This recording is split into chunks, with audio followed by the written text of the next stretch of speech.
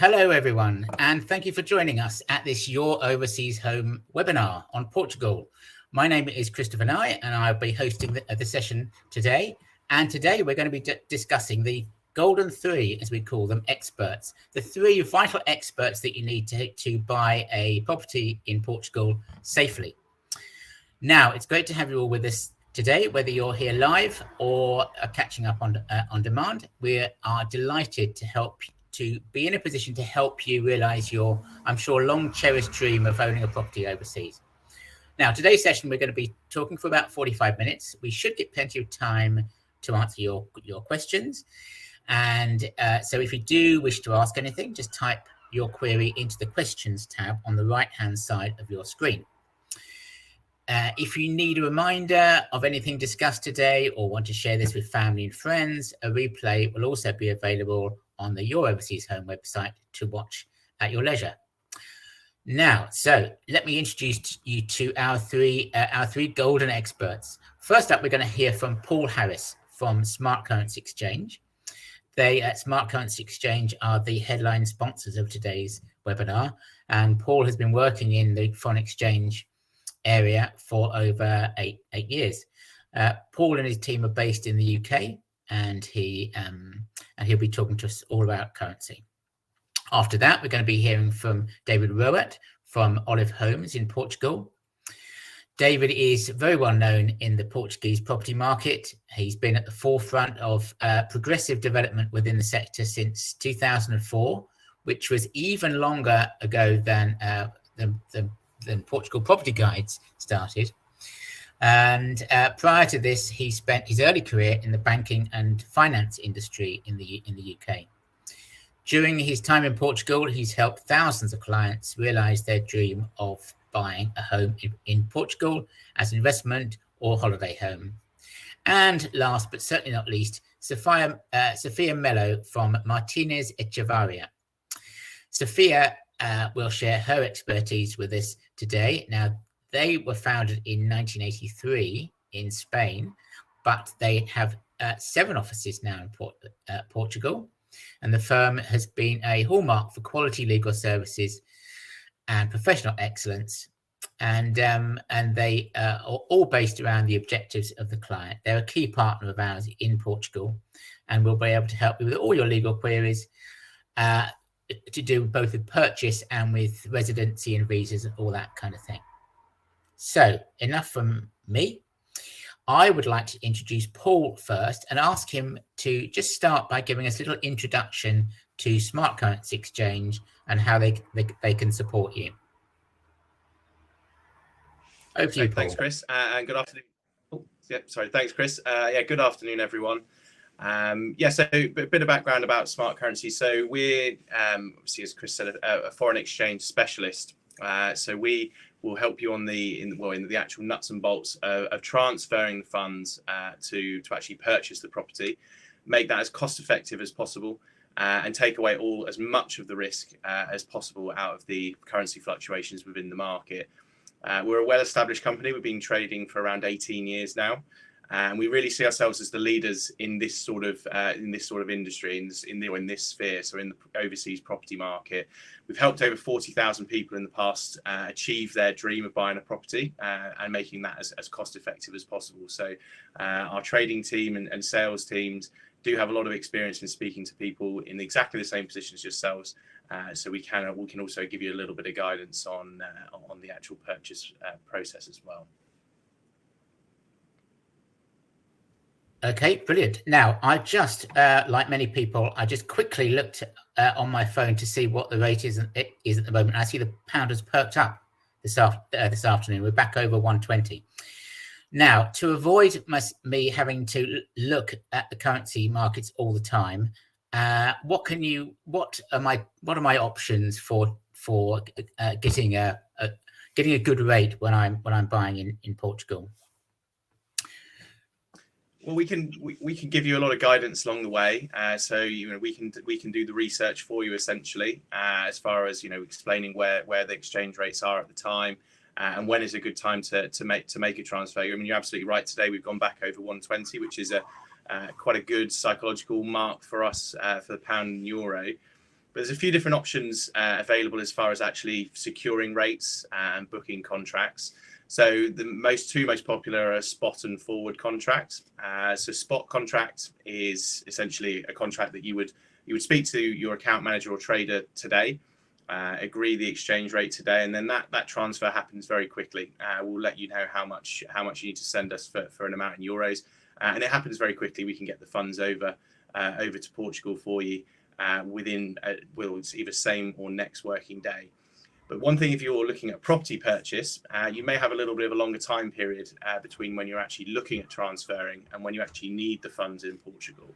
So a little bit of a good scenario that I always use would be, say, for example, you're on a viewing trip, you find the property that you want to buy, you actually sign on the dotted line, you're agreeing a price in euros at that point. So that price in euros is going to stay firm. That's going to be a fixed price. What's going to be changing the whole time is the amount that's actually going to cost you. So say, for example, you're UK based and have money in sterling, you've got a fixed euro price, but depending on the exchange rate, the cost is going to be either going up or down. So a forward contract takes all that risk away and takes all the uncertainty away of how much it's actually going to cost you. So same scenario, you've agreed to the price today, you're happy with the exchange rate, you're happy with how much things are going to cost you. We can actually fix today's exchange rate for you. You wouldn't actually need to pay for the full contract at that point. We just take a small deposit, take this cost between, it's either 5 or 10% deposit that we would take, and that just secures the exchange rate for you. You then pay the remaining balance on the date that we've pre-agreed, and that just takes all the stress of any potential market movements against you away. And then you know exactly how much the property is costing you euros, but also how much it's costing you in pounds as well. So it's a really popular product for us. Two other options that we do have that also do work for property buyers are our orders. So we have an order to call or an order to buy. Now this is where we can be take a little bit more of a gamble for you, but be again a real asset for you if you're looking for a better exchange rate. So say, for example, you're not quite happy with the exchange rate today, you actually want to take the risk and potentially look at the pound strengthening further, obviously making the transaction cost cheaper. We can put a mark on the market for you and track the market for you and aim at a slightly higher exchange rate. So as I said, the market today is 120. If you want to trade when the market's at 122, for example, or maybe slightly higher, we can have that conversation with you and put a mark on for you and look at targeting that rate. The only thing we can't do there is guarantee it.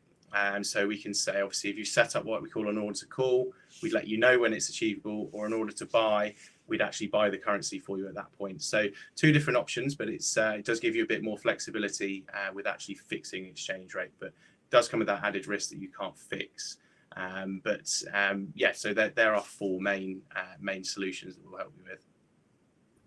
Okay, so in just being completely practical, let's imagine that I am just thinking about booking my viewing trip to fly out to Portugal in March, and I want to. Do I have to set up a Portuguese bank account in order to transfer the money, or what do I need to do first? Is it so? Well, two questions. Firstly, where do you send the money? Do I need to open a Portuguese bank account yet? And secondly, what's the earliest I can set up a forward contract? So we can send the funds wherever you need us to send it to. So if that's a lawyer, estate agent, whoever the funds need to go to, we can send them there. That's absolutely fine. So to cover the second question off, it doesn't need to be a Portuguese bank account. We can send it to a third party for you if needed, which is very often the case when we're doing a property purchase transaction. And if you're looking at booking a forward contract, we can book, if it's for the full property purchase, we could say we could fix up to 12 months for you. The guidance that we would probably give on that would be that we would only really want to go into a forward contract fixing with you if you've actually found a property or you're dead set on buying the property. Obviously, we still are entering into a physical contract at that point, so we'd want you to be comfortable that you will actually 100% be needing it. So we can book up to 12 months, and you don't need your own bank account in Portugal. Okay, great. Well, that's really helpful. And we're getting questions through, but I just want to bring anybody else so everyone gets a good chance. So let me now come to Paul. Just to remind people that we'll share the details of all the experts, so you can just email all the questions, anything that wasn't asked. You can email all our panelists direct. Now, so David, David, great to have you. Can you give us a bit of background about Olive Homes and how you help our customers, our mutual customers? Yeah, sure. I'll start with myself. So I came over to Portugal 16 years ago. Worked for a sort of multinational company selling property throughout the whole of Portugal and Spain at the time. Did that until 2009, and in 2009 I set up self-employed. I've got a background of being self-employed back in the UK as well, ex-banking, ex-NatWest, and so as per usual, when you sort of see something you think you can do better and you're prepared to take the risk, and you set up for yourself. So I've been self-employed here since, say, 2009. Very good experience of working throughout Portugal. So I've sold property in Porto, the Silver Coast, which is north of Lisbon, Lisbon itself, the Blue Coast, which is south of Lisbon, Silver Coast, which is sort of Nazaré, San Martinho, where the big waves are, and then currently where I'm based now is the central Algarve, and I know the Algarve east to west very well. So in terms of clients, when they first start thinking about buying a property here, it's worth having sort of 10, 15 minutes chat, because I can cover all the areas very quickly to try to establish what's best for the client. During the process of being self-employed, then I've always tried to ensure that I give the sort of service that I would expect. I put myself into the client's shoes, so that we normally expect, and the majority of our clients are clients that come here and then go back to where they live and have this purchase as a holiday home or as an investment. So we try to make sure we provide all the services that mean they can go back and relax and just enjoy the ownership of the property. So we can put them in touch with management companies, rental companies, mortgages, lawyers, furniture companies. So basically, a lot of clients say it's easier to buy a property abroad than back home, because there's such a structure in place to make sure we take care of everything. I now have a team of about 10 people currently, mainly dedicated in the Algarve. And as I say, we like to give a good quality of service, and we do sort of push forwards now with specializing with the virtual reality side of things. So we have a virtual experience where clients can see the property they're looking to purchase online in like a doll's house model. So you can rotate the property around and see the entire layout of the villa, for example. Then we can have panoramic videos, overhead videos, the actual walkthrough itself, and floor plans. So we're trying to sort of, as I say, use the technology so clients can start to research what they want to purchase back in their home with a glass of wine on a nice, sat down on an evening maybe. And I guess that's it really in terms of us as a company and what we try to do. Like I say, a lot of companies out there will say our service is the best one out there. I understand that, but we do like to think we push to make sure that we give it an excellent standard of service. And we like to take pictures of our happy clients and put them on the website under client testimonials to prove that we actually do a good job as well. So I'm from Bristol originally, which for those people who are listening might probably pick that accent up. And like I say, I'm based in Villamore. That's where I am now with my family, and thoroughly enjoy it. And do you specialize in new builds or older properties or anything in particular? I'd say we try to sell everything that we consider to be a good investment and holiday home. But I think with my background, if we come across a property that's not quite legal, or in the middle of nowhere, or it's an olive farm, and these sort of things are great in principle, and sometimes people can watch a television program and they get carried away with a dream that isn't necessarily needs to be so difficult to achieve. I think the reality is most people who come to Portugal and choose Portugal, they choose it for better quality of life, outdoor living, the sunshine, getting up in the morning, going for a walk and walk along the beach. And so for me, buying the property should be straightforward, simple, with no headaches, and that buying the property is what allows you then to enjoy the outdoor life. So I wouldn't say we specialize in anything in particular. If there's a good property to sell, we'll promote it. So that could be a villa, apartment, a new build, a renovation project, and can be everything. But fundamentally, I don't want clients to lose any money. I think it's important that clients always look upon the purchase here as an investment. So let's try to remember that and apply some common sense along the way. So if there's anything I don't specialize in, it's things that I think people are going to lose money on. The rest I'll sell. Yeah. Right, you are. Okay. Yeah. So, well, talking about money, what is the market like given Brexit and COVID and, well, Brexit and COVID, that's enough, I guess. Are there deals to be done?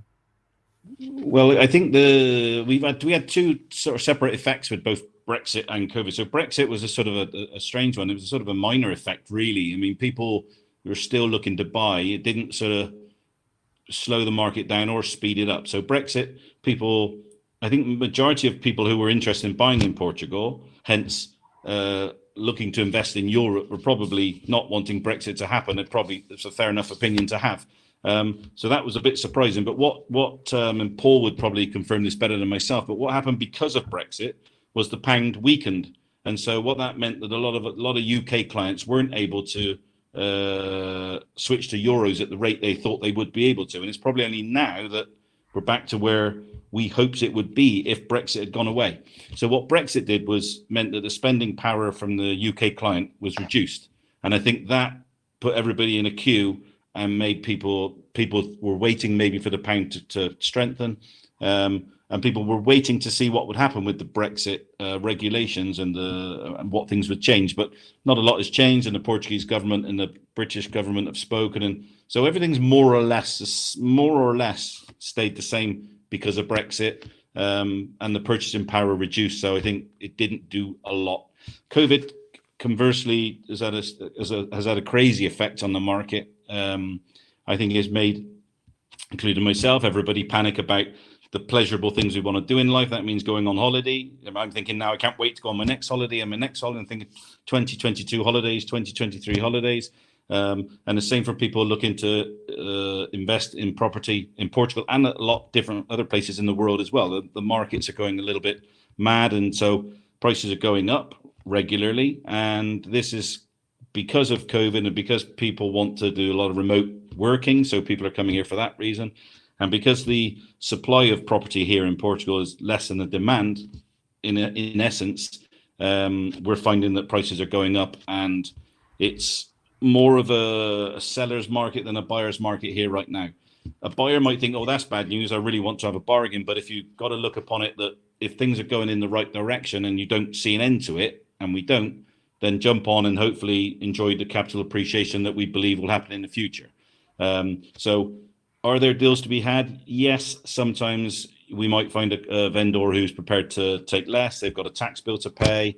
It's an inheritance, or a personal reason as to why they would be prepared to take less money. So we sometimes do have that, and we think, okay, that was a very good deal, or it's a very good price.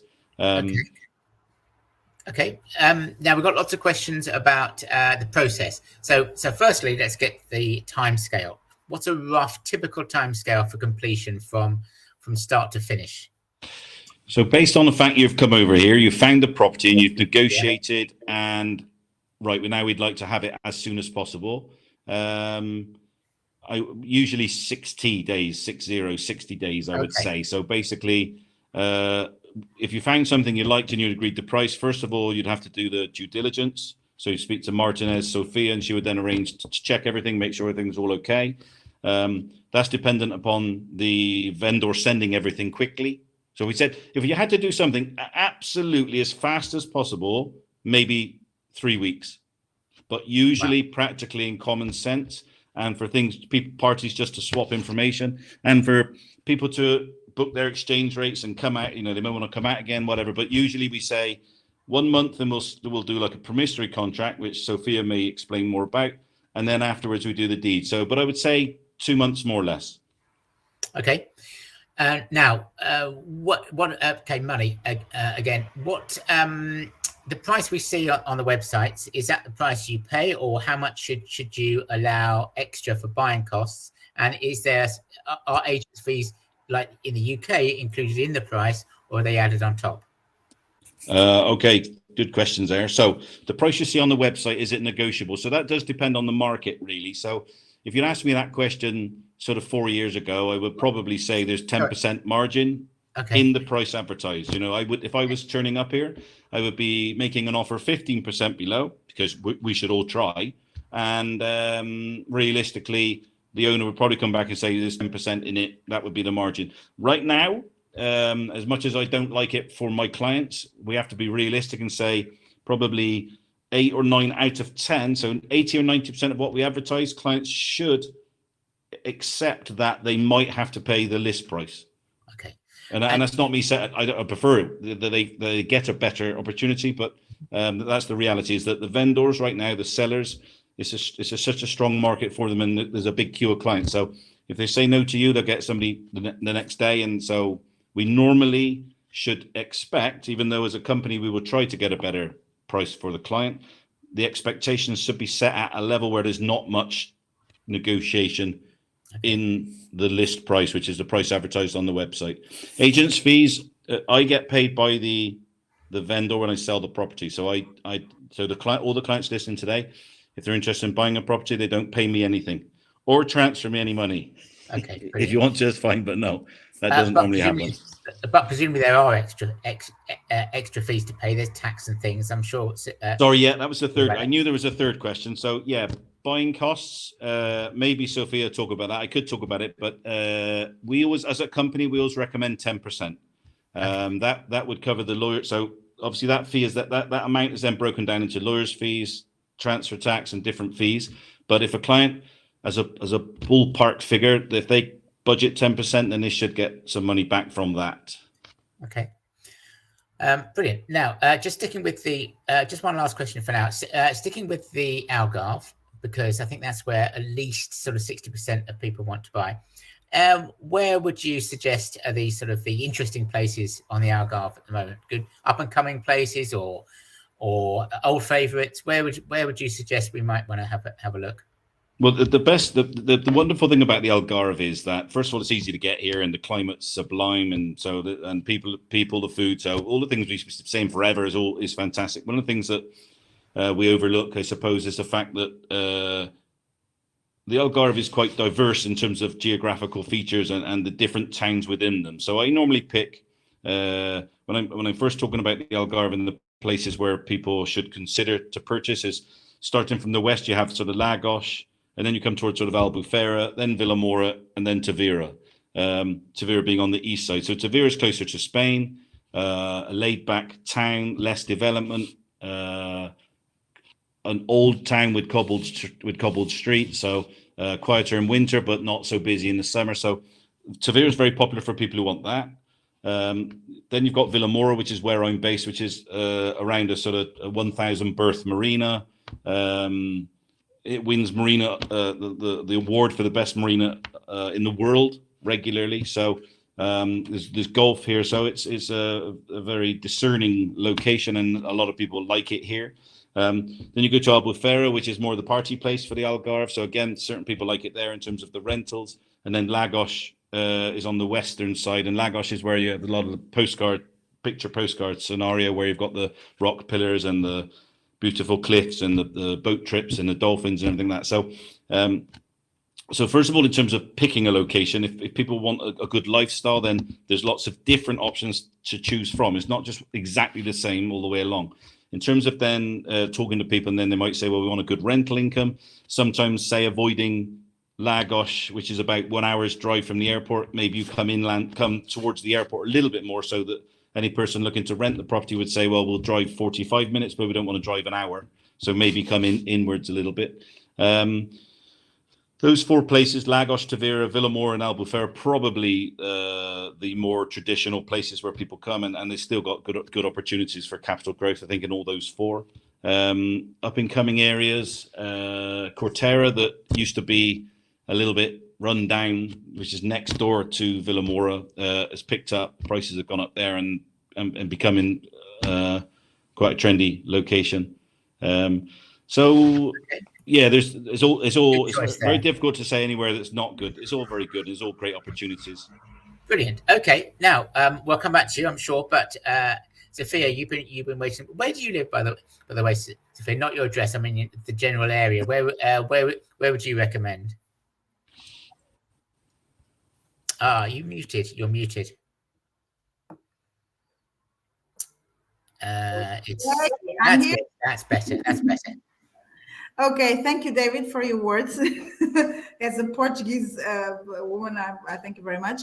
So in fact, it's basically what David said, because these are the most, regarding our clients and the places that our clients that come without knowing nothing about the Portugal and the Algarve, what they choose, it's exactly this. And it's great because we have offices in all those places, but the Vira yet. Really? So it's like this. Lagos does have also golf resorts now. So for the people that want to stay for longer without not much need to travel every week or every month or every day, when they can pass long times here, Lagos, and for families and people that want calm places, it's getting a lot of interest now, a lot of interested people in buying now, because it's calmer. It's far from the 1 hour driving from the airport, it's a fact, but for the families that prefer to stay for long, like they only travel each 2 months or each 3 months, it compensates. So Okay. So after that, Albufeira, normally people look there to rent, to buy properties that they can rent, because it's a very touristic place to rent and to have income almost all the year over the properties. Also, Vila Moura, of course, it's one of the favorites because it's very famous for the golf, for the boats. But we have a lot of cities that can also have marinas. Of course, the Vila Moura one is the best, not only from Portugal. And the west part of the Algarve, it's as David said, it has less developments, but it's warmer, not so windy as Lagos, for instance. The sea is warmer too. So most people, the people from the north of Europe, they like very much this side of Tavira because it's warmer and it's very calm. So these are basically the areas. So it all depends on the purpose of your purchase. To live and to stay here and to be calm, you have the eastern part. To have income over the properties, Albufeira, Vila Moura, maybe Faro, it's getting a little better too, but it's a big city. And then for the warm, you have to do. Brilliant. Okay. Now just explain briefly about Martinez Echevarria and how you help our listeners or our viewers with their purchases. Our office is specialized in helping foreign citizens to make their investments in Portugal, mainly buying properties. Of course, we have also specialties to help people opening companies, working in Portugal and doing other kind of investments. But our main goal of our office is to help foreign people to do their investments, buy their properties, rent their properties. And we have this way of working that to make it smoother for the client, to make it possible to do everything if the client is not present, and to have the less work possible for the clients to have this all done, to make it easier for the client. So our speciality, in fact, is the real estate law. Of course, we do other kind of stuff. We help with legal issues in other material or in other issues, but in fact, it's our speciality. We have 4 offices in the Algarve. We have 2 offices in Lisbon. We have 1 office in the north of Portugal in Oporto. So we are able to help citizens that doesn't choose the Algarve. Of course, I'm based in the Algarve. I'm in Albufeira now, and I'm the responsible for the Lagos office and the Albufeira one. But for the citizens that want to invest in the center of Portugal or in the north of Portugal, we are able to go there too. And then me as a lawyer, I'm a lawyer since 2001, and more or less 12 years ago, I started to specialize in this real estate. I started to work in the center of Portugal in Coimbra, and then when the crisis in Portugal came, I came to the Algarve because the Algarve was very, very strong on this real estate investment. So I'm working on this a long time ago. And also my colleagues, we are all specialized in this. We speak several languages. Myself, I speak English, Spanish, and French. So I take care of the French desk too. And we will give assistance. So can we, let's talk quickly about buying. So what paperwork do I need to bring with me if I'm going to buy a property in Portugal? Okay, speaking about buying, the first thing is to get a Portuguese fiscal number. The Portuguese fiscal number is a number that identifies the citizen on the fiscal services, and besides the civil identification, like the number of the passport, it's the most important. This is before Brexit. It's they changed the rules for the British people to get the fiscal numbers because they need a fiscal representative in Portugal. This is a person or an accountant or a company that does that work. We as lawyers, we don't do it, but we have partners that do that fiscal representation. Basically, it's the person who is going to receive the fiscal mail from the citizen, because the fiscal services only send mail to European countries from the European Union. So if you are French, if you are Spanish, you receive your council tax invoice in your home, but not the British. I'm sorry for that. This was very hard on most of our clients, but it's necessary. But it's the first thing, because with that, you can open a bank account. And also, taking the words of Paul, it's not mandatory if you are going to buy for holidays, or even thinking about after getting residency to make the purchase. It's not, you don't have to go running to open a bank account. You can use a lawyer's services also to make all the purchases, send the money to the lawyer and the power of attorney, of course, and the lawyer take care of all the payments. This for the buying process.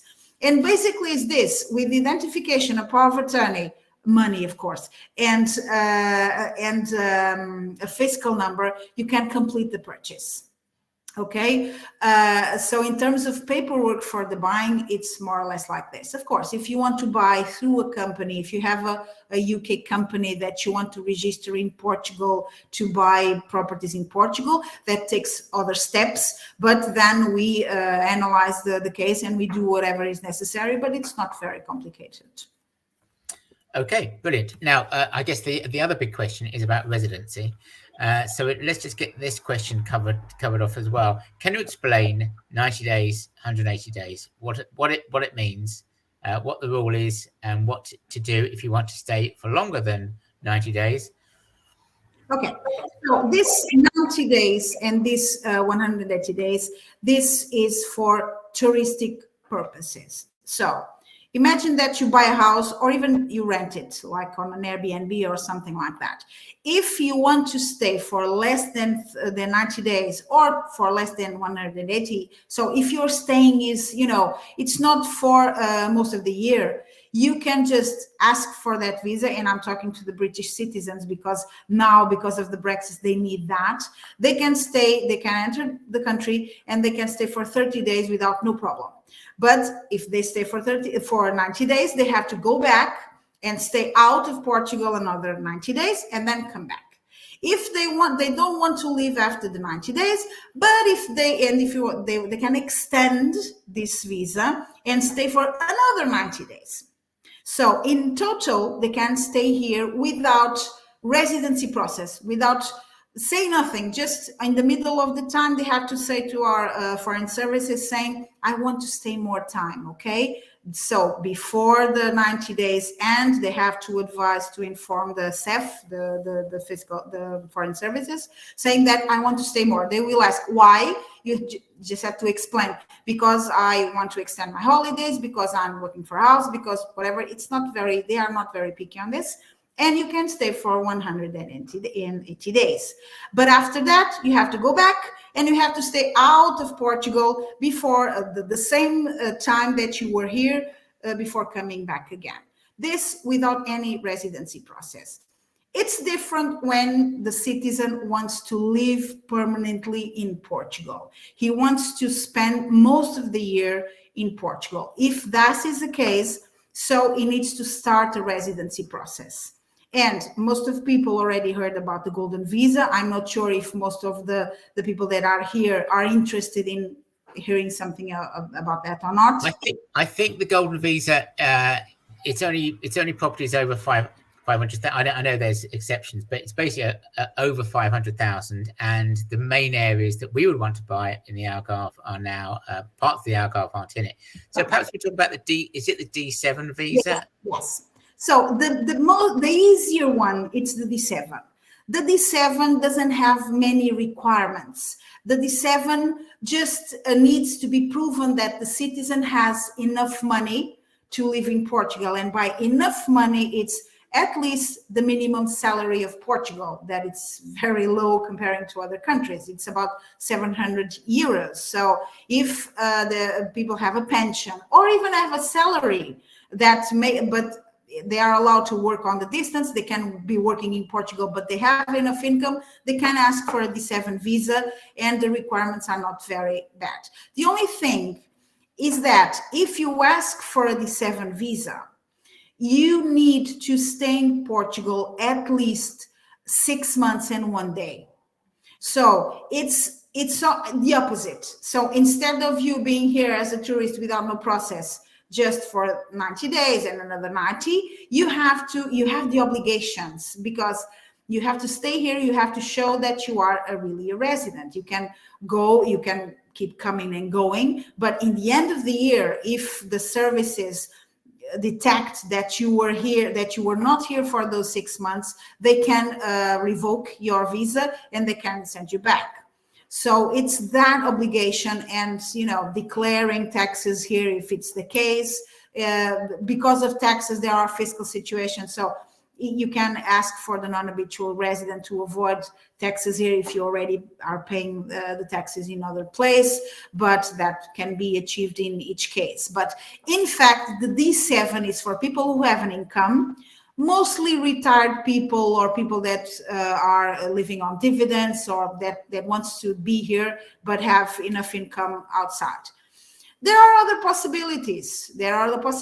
You can come here to build a company with a D2 visa, saying that you can just go here and build your business here. You have to present a plan of business, but nevertheless, it's not very difficult.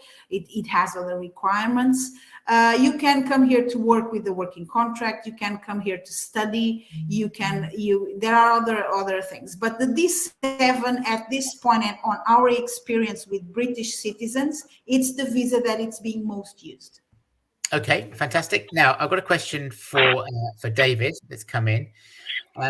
Right, we're buying it to rent out the property. And I guess this will apply to lots of people that buy a holiday home, but they just think they'll kind of rent it out for some of the time.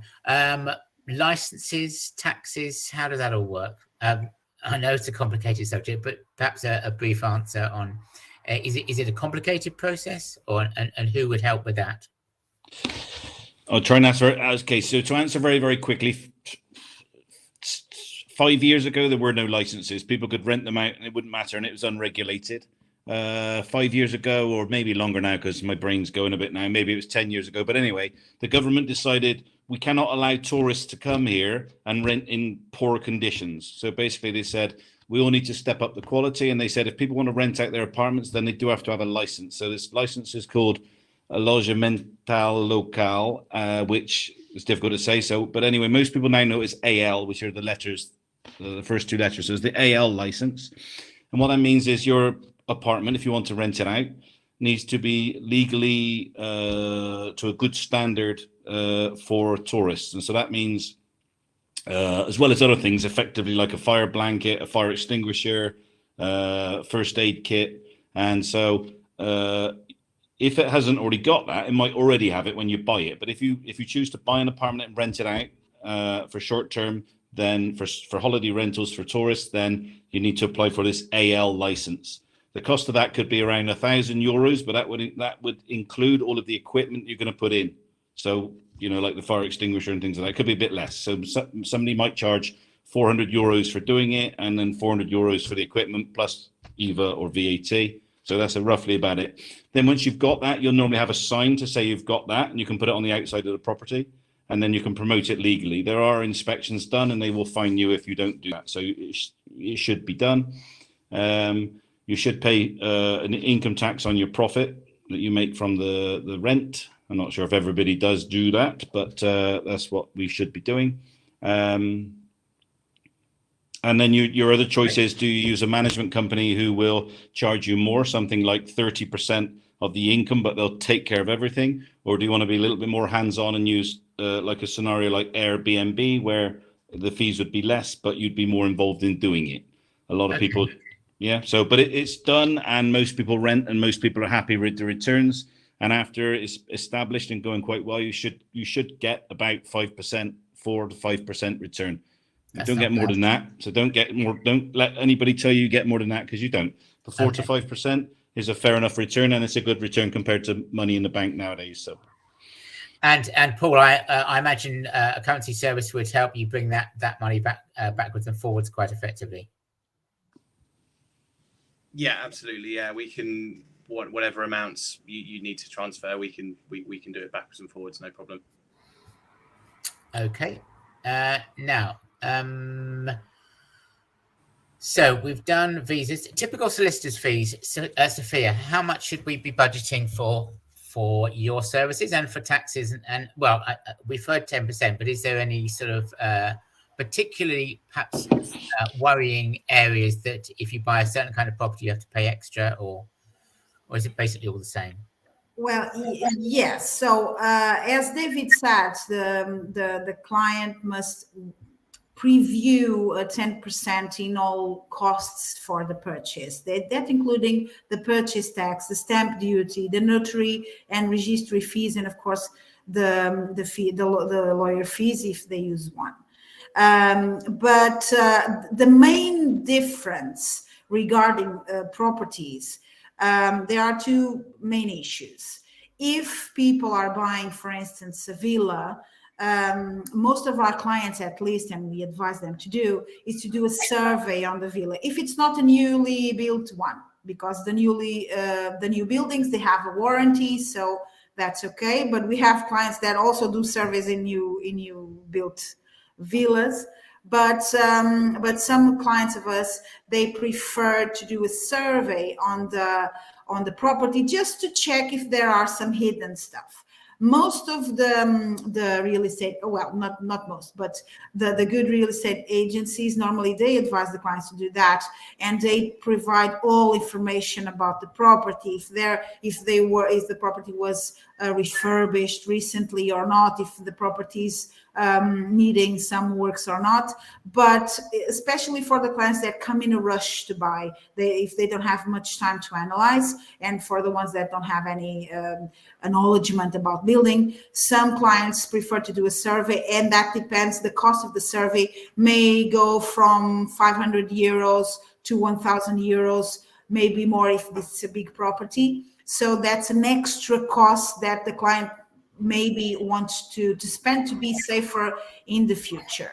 Other thing that can be is that if the property is inserted in a touristic complex, imagine those apartments on resorts, the purchase tax is a little higher, and also the condominium fees are also a little higher. So if people are buying in a resort, normally they ask us as a part of due diligence to ask how much is the annual fee to condominium, and also the provision of taxes. That we do for all clients in the beginning of the process, the beginning of all taxes and fees. But knowing how much you are going to pay annually on condominium, on as council tax too, to avoid bad surprises, because there are condominiums. The most structure has the condominium, like a swimming pool, tennis court, gymnasium, restaurants, the higher the condominium fee is. And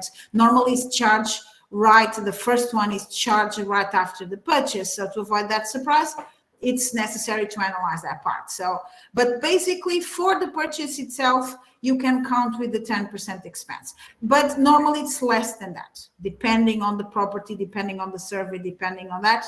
But if the client counts on that, that's great. Okay. Now, look, I'm really sorry we've run out of time. We've got so many questions coming. We've got such good questions coming in.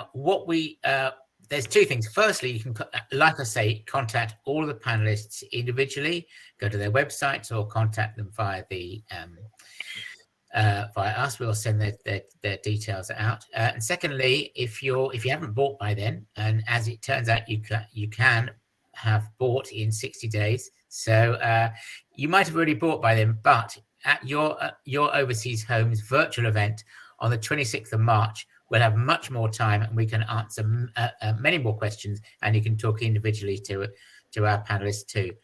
So Paul, Sophia, David, thank you very much for all your answers and for attending this evening. And thank you to all our viewers too. Thank you and good night. Thank you. Thank you very much. Thanks.